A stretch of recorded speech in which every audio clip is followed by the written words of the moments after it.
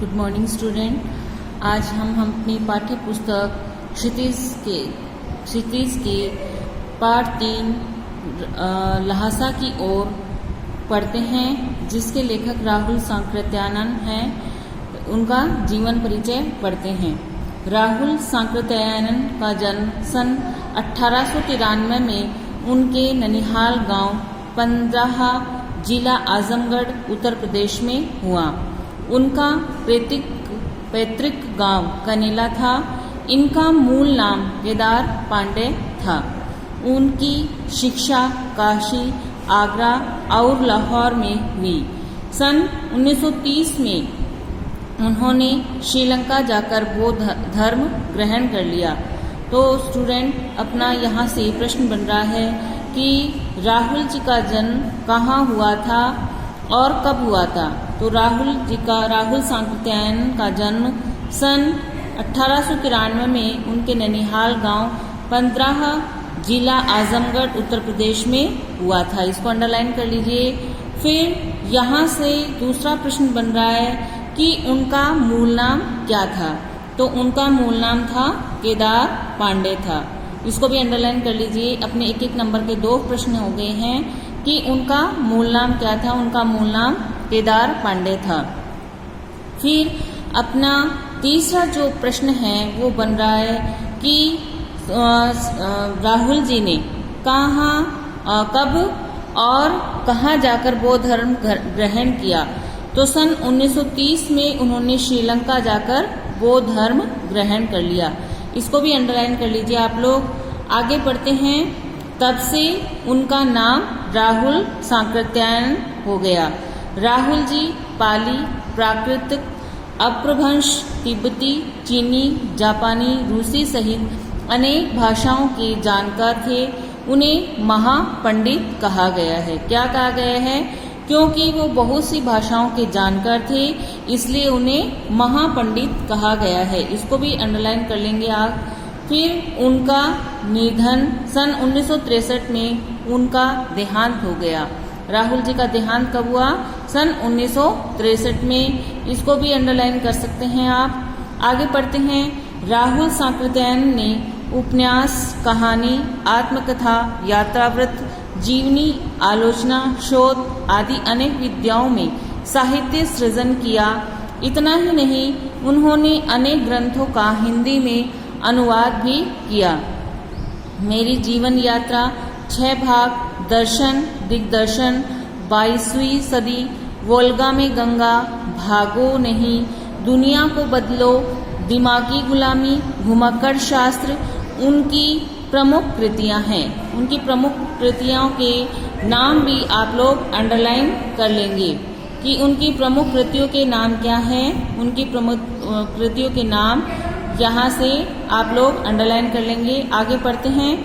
साहित्य के अलावा दर्शन, राजनीति, धर्म, इतिहास, विज्ञान आदि विभिन्न विषयों पर राहुल जी द्वारा रचित पुस्तकों की संख्या लगभग 150 है। तो राहुल जी ने बहुत सी लुप्त प्राय सामग्री का उद्धार कर अत्यंत महत्वपूर्ण कार्य किया है। साहित्य के अलावा उन्होंने क्या किया है, इसको अंडरलाइन कर लेंगे आप।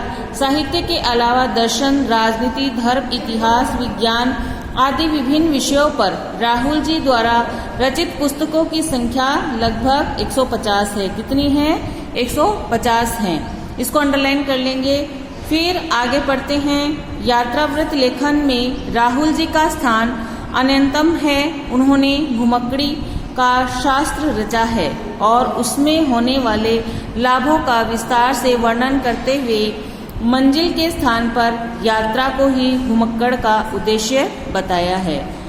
क्या उद्देश्य बताया है? कि मंजिल के स्थान पर यात्रा को ही घुमक्कड़ का उद्देश्य बताया है। इसको भी अंडरलाइन कर लीजिए।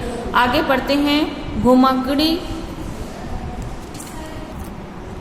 से मनोरंजन, ज्ञानवर्धन एवं अज्ञात स्थलों की जानकारी के साथ साथ भाषा एवं संस्कृति का भी आदान प्रदान होता है। राहुल जी ने विभिन्न स्थानों के भौगोलिक वर्णन के अतिरिक्त वहां के जनजीवन की सुंदर झांकी प्रस्तुत की है। आगे पढ़ते हैं। संकलित अंश राहुल जी की प्रथम तिब्बत यात्रा से लिया गया है। कहाँ से लिया गया है संकलित अंश? राहुल जी की प्रथम तिब्बत यात्रा से लिया गया है, जो उन्होंने सन 1929 से 30 में नेपाल के रास्ते में की थी। जो कहाँ करी थी उन्होंने?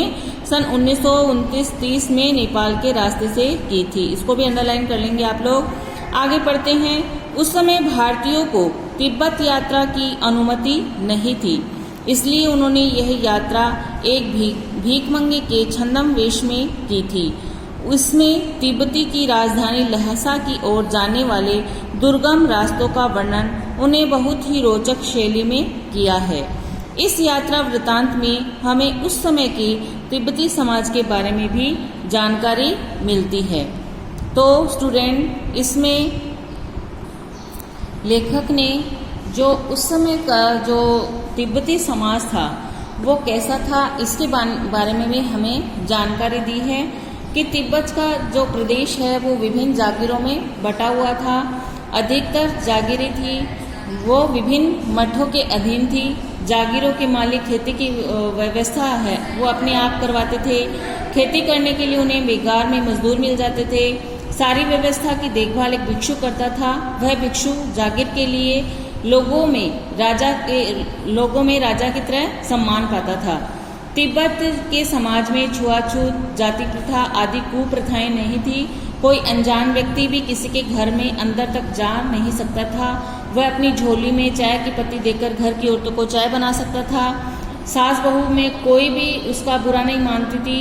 हाँ, बहुत निम्न श्रेणी के जो भीख मंगे थे उनको चोरी के डर से घर में घुसने नहीं दिया जाता था। इस प्रकार से लेखक ने उस समय के तिब्बती समाज का वर्णन इस पाठ में किया है। तो अब हम इसको चैप्टर को रीड करेंगे। Thank you. Have a nice day.